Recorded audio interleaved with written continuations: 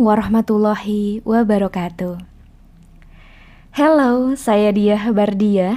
Di kesempatan kali ini saya ingin berbagi hasil resum buku yang saya baca berjudul Soekarno versus Nasir, Kemenangan Barisan Megawati Reinkarnasi Nasionalis Sekuler. Penulis buku ini adalah Dr. Ahmad Suhelmi MA dengan kata pengantarnya oleh Profesor Dr. Azwar Maswadi Raup MA.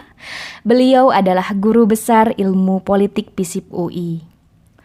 Buku ini diterbitkan oleh Darul Falah tahun 1999 dengan tebal 144 halaman. Buku ini sebagai potret politik pertarungan ideologis antara golongan nasionalis dan Islam politik saat zaman kolonial hingga era reformasi. Soekarno dan Nasir sebagai tokoh sejarah yang penuh pesona, yang mana keduanya menjadi sumber inspirasi yang nyaris tak pernah kering sebelum bahkan pasca kemerdekaan. Gagasan mereka seakan mengalir terus-menerus di tubuh bangsa ini, seolah Soekarno dan Nasir tak pernah mati. Kekayaan gagasan visioner Soekarno dan Nasir mempertemukan keduanya dalam polemik agama dan negara di zaman kolonial tahun 1930 sampai 1940-an. Hal ini merefleksikan sebuah proses pencarian bentuk negara Indonesia saat akan merdeka kala itu, sekaligus merefleksikan pertarungan ideologis yang amat tajam antara kubu Islam politik atau politik Islam versus nasionalis sekuler. Pertarungan ideologis itu bahkan berlanjut hingga kini. Pemilu Juni 1999 kala itu yang dinilai relatif demokratis dibanding pemilu-pemilu Orde Baru, partai-partai politik Islam sebagian mengklaim reinkarnasi menjadi Partai Masyumi dan Sarekat Islam justru harus menelan pil pahit kekalahan. Partai Demokrasi Indonesia Perjuangan atau PDIP Megawati, reinkarnasi kekuatan nasionalis sekuler, justru keluar sebagai pemenang utama. Jauh sekali perolehan antara partai-partai Islam dibanding dengan perolehan PDIP Megawati. Umat Islam harus menerima kekalahan pahit itu, dan itulah logika demokrasi. Siap bila menang, siap pula bila menerima kekalahan. Buku ini menjelaskan langkah-langkah politik Megawati dan partainya yang mengukuhkan kekuatan nasionalis sekuler dan selalu dihinggapi Islamophobia. Melihat Islam sebagai lawan politik, penyebab disintegrasi bangsa, garang dan intoleran.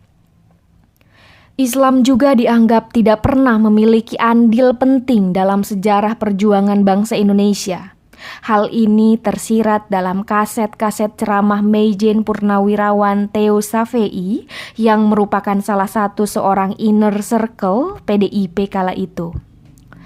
Buku ini dibagi ke dalam 6 bab. Bab pertama prolog, bab kedua sosialisasi politik Soekarno dan Muhammad Nasir, kemudian bab 3 berisi pertarungan ideologis antara golongan nasionalis Islam versus nasionalis sekuler tahun 1920 sampai 1930.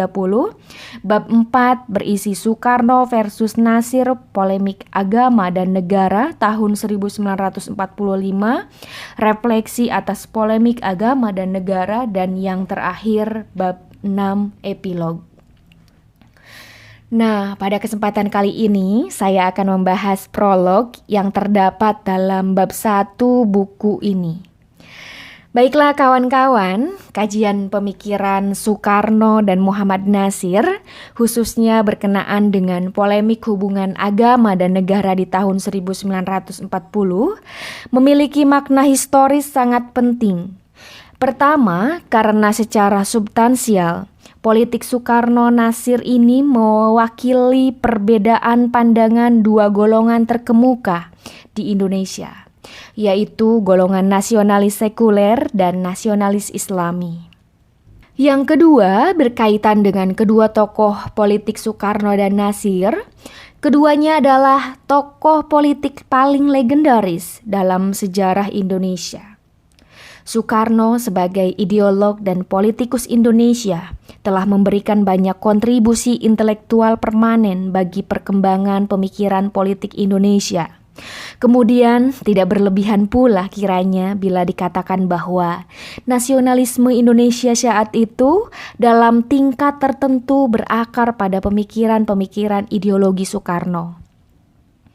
Sedangkan Muhammad Nasir sebagai ideologis reformis Muslim dianggap identik dan mendominasi gagasan-gagasan politik Islam Indonesia kontemporer saat itu, terutama di kalangan kaum reformis Muslim.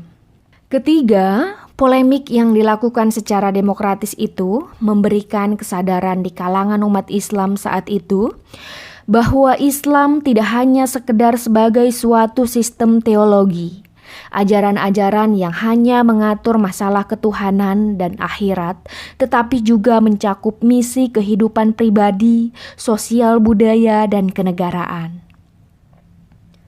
Dalam buku ini juga dijelaskan bahwa golongan nasionalis sekuler adalah mereka yang berprinsip bahwa dalam kehidupan politik kenegaraan harus ada pemisahan tegas antara agama dan politik pada umumnya. Golongan ini meyakini bahwa agama hanyalah merupakan ajaran-ajaran yang menyangkut masalah akhirat dan urusan pribadi, sedangkan politik kenegaraan merupakan masalah duniawi. Berbeda dengan pendapat golongan nasionalis Islami yang berprinsip bahwa agama Islam tidak dapat terpisah dari urusan kenegaraan. Golongan ini yakin dan mempunyai komitmen pada pandangan bahwa negara dan masyarakat harus diatur oleh Islam sebagai agama yang dalam arti luas, yaitu agama yang bukan hanya mengatur hubungan manusia dengan Tuhan, melainkan juga hubungan antara sesama manusia, sikap manusia terhadap lingkungannya, alam, dan lain sebagainya. Polemik antara Soekarno dan Nasir bermula dari terbitnya artikel yang ditulis oleh Soekarno dengan judul "Memudahkan Pengertian Islam", yang isinya mencerminkan agar dalam Islam ada keharusan pembaharuan pemikiran dan melakukan reorientasi ajaran-ajaran Islam. Misalnya dalam menafsirkan Al-Quran dan hadis agar kedua sumber hukum Islam itu lebih rasionalis dan mampu menjamah realitas. Soekarno juga kemudian mencoba menganalisa hubungan antara agama dan negara. Ia kemudian menulis artikel kedua dengan judul "Apa Sebab Turki Memisahkan Agama dari Negara?" Dan dalam artikel ini, Soekarno menguraikan sebab-sebab pemerintahan Kemal Atatürk memisahkan agama dari negara. Menurut Soekarno, pemisahan agama dari negara di Turki dimaksudkan agar Islam tidak mengikat gerak majunya negara dan juga sebaliknya. Negara atau pemerintah tidak menyalahgunakan agama untuk kepentingannya. Untuk membenarkan gagasan pemisahan agama dari negara, Soekarno mengutip pendapat seorang ahli hukum dari tamatan Universitas Al-Azhar Kairo, yaitu Syekh Ali Abdur Razik dalam bukunya yang kontroversial Al-Islam wa Usul Al-Hakam. Syekh Ali Abdur Razik pada dasarnya berkesimpulan bahwa syariat Islam tidak memberikan konsep-konsep yang tegas mengenai adanya keharusan bersatunya agama dengan negara.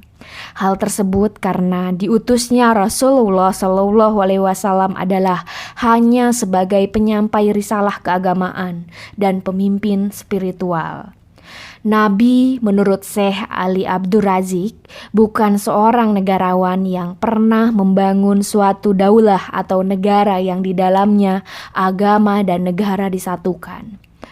Dinyatakan juga bahwa dalam sejarah Islam tidak dikenal adanya ijma ulama berkenaan dengan keharusan bersatunya agama dengan negara. Merasa prihatin, akan pengaruh negatif tulisan-tulisan Soekarno, beberapa pemuka umat Islam seperti Haji Sirajuddin Abbas, Ahmad Hasan, dan Muhammad Nasir mengangkat pena menanggapi tulisan Soekarno. Haji Sirajuddin Abbas, seorang tokoh perti, menentang Soekarno dengan judul tulisannya memudahkan pengertian Islam. Sedangkan Ahmad Hasan, seorang tokoh Persis, menulis serangkaian artikel yang berjudul Islam dan Kebangsaan. Ia menolak nasionalisme Soekarno dan menganggapnya asobiah atau fanatisme kesukuan. Mengkritik pandangan Soekarno yang menanggapi pemisahan agama di Turki, Hasan menilai Soekarno tidak tahu bahwa Eropa memisahkan agama dari negara lantaran dalam agama Kristen yang menguasai negara-negara Eropa kala itu tidak terdapat cara mengatur pemerintahan. Dari zaman Nabi Isa sampai sekarang belum pernah terdengar ada satu negara pun menjalankan hukum agama Kristen. Nasir juga menanggapi gagasan pembaharuan yang ditulis oleh Soekarno dengan menulis artikel yang berjudul Sikap Islam Terhadap Kemerdekaan Berpikir.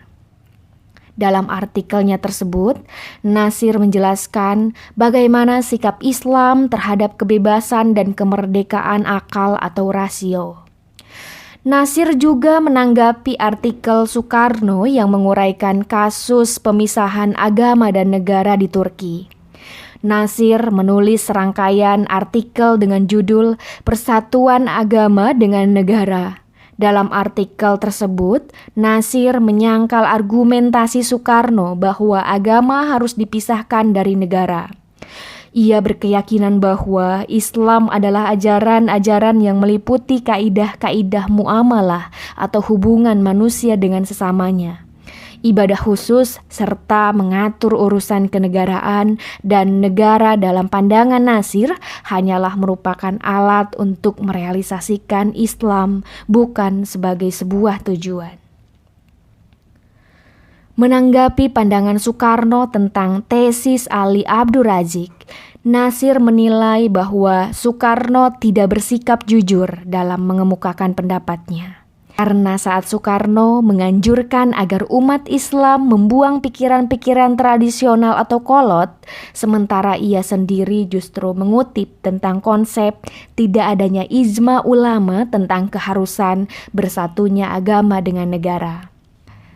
Nasir kala itu justru menantang balik Soekarno jika seandainya ia dapat membuktikan terdapatnya ijma ulama tentang keharusan bersatunya agama dengan negara, apakah Soekarno mau menerima bukti dan fakta tersebut?